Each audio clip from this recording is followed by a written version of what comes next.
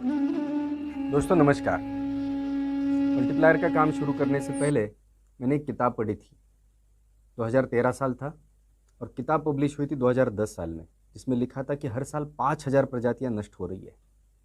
एक प्रजाति नष्ट होना मतलब उस प्रजाति के जो सैकड़ों या शायद हजारों या शायद लाखों या करोड़ों जीव जो पृथ्वी पर है, वो विपरीत परिस्थितियों के कारण, ग्लोबल वार्मिंग या पर्यावरण बदल जो हो रहा है उसके कारण उनकी संख्या घटते घटते घटते गई, कम हो गई और अब वो नष्ट हो गए, विलुप्त हो गए। ऐसे हर साल 5000 प्रजातियां नष्ट हो रही है, विलुप्त हो रही है। ऐसा मैंने उस किताब में जैसे पढ़ा तब मैं बहुत शौक में चला गया। मैं वो किताब उस लाइन के आगे पढ़ ही नहीं पाया। अगला एक दिन 2 दिन में बहुत ज़्यादा दुखी अवस्था में था।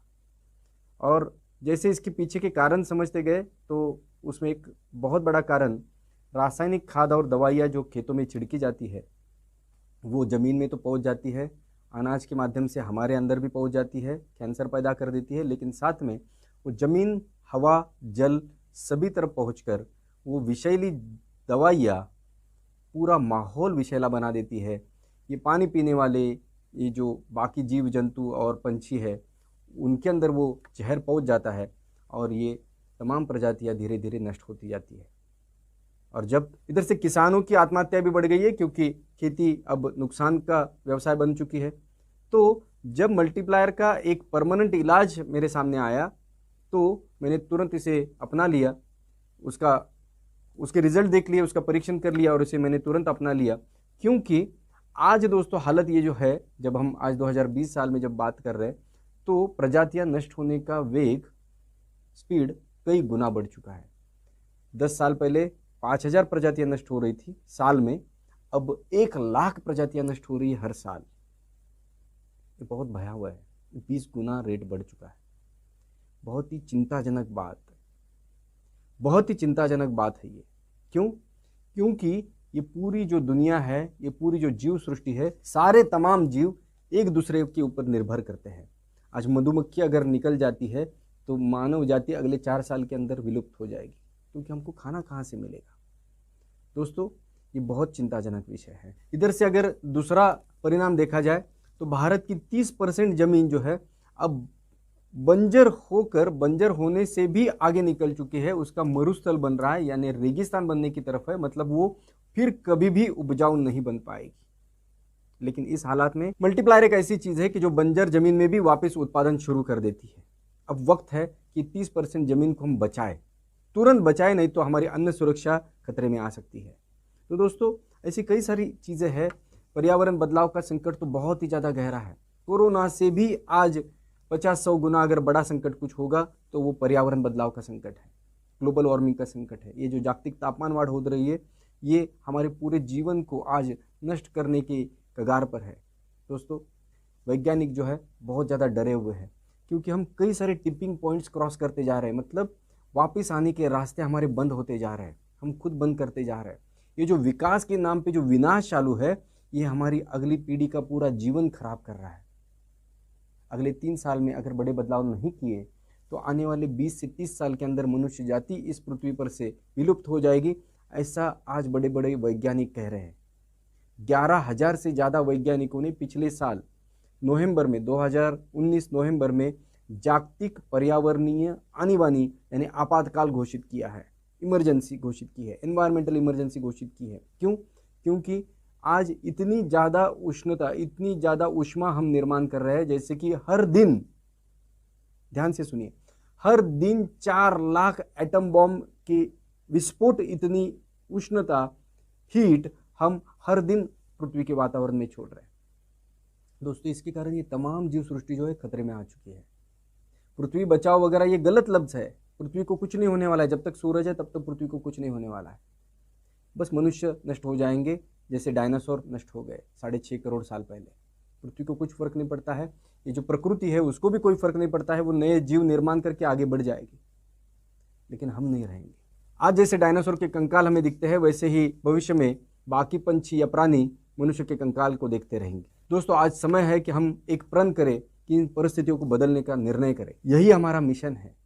आज मल्टीप्लायर के जरिए पूरे भारत को हम ऑर्गेनिक बना देंगे, सेंद्रीय बना देंगे, प्राकृतिक खेती का बना देंगे। ये हमारा मिशन है। नेचुरल फार्मिंग खेत खेत में होने लग जाएगी। ये आने वाले समय में आप देखेंगे कि सिर्फ 2 से 5 साल के अंदर मुमकिन है।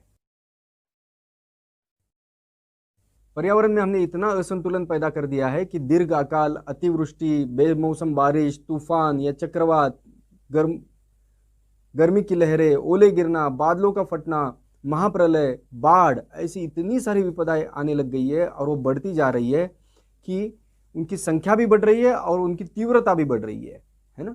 तो इसके कारण हमारा पूरा जीवन जो है आज एक संकट की घड़ी में आ चुका है। अगर इस संकट से हमें पार जाना है तो हमें एक ही रास्ता है कि ये जो गलत ढंग से विकास की नीति अपनाई जा रही है उसे रोकना। ये जो सेंट्रलाइज अर्थव्यवस्था है ये डिसेंट्रलाइज अर्थव्यवस्था हो जाए, ये जो लीनियर अर्थव्यवस्था है ये सर्कुलर इकोनॉमी हो जाए। इसके लिए जरूरी ये है कि हमारा जो डिसेंट्रलाइज इकोनॉमी का मॉडल था जो भारत में हजारों सालों से चला आ रहा था कि सारे गांव जो है आत्मनिर्भर थे, स्वयंपूर्ण थे, सारी चीज़ें गांव में बन रही थी और गांव में इस्तेमाल हो रही थी। यही वो मॉडल है जिसके चलते कार्बन फुटप्रिंट जो है हमारा बहुत कम होगा, हमारे माध्यम से होने वाला प्रदूषण बहुत कम होगा। और इसके लिए अगर किसी चीज़ की ज़रूरत है वो है फ़ायदे की खेती की ज़रूरत है, क्योंकि जब तक खेती व्यवसाय फ़ायदे में नहीं आता है तब तक हमारे गांव सक्षम नहीं हो सकते, तब तक हमारे गांव स्वयंपूर्ण नहीं हो सकते, तब तक हमारे गांव की जो नींव है वो मजबूत नहीं हो सकती, तब तक हमारे गांव से लोग शहरों की तरफ भागते ही रहेंगे जब तक खेती फ़ायदे में नहीं आएगी। और जब अगर खेती फ़ायदे में आ जाती है तो फिर हमारा किसान भाई अपनी खेती बाड़ी बेचकर शहरों में ब्रिज के नीचे या झोपड़ियों में रहने के लिए नहीं जाएगा, वो अपने खेत में राजा की माफिक जिएगा, प्रकृति के साथ जिएगा, अच्छे माहौल में जिएगा, अच्छे वातावरण में जिएगा और उसकी अगली पीढ़ियाँ भी उसका आनंद लेगी।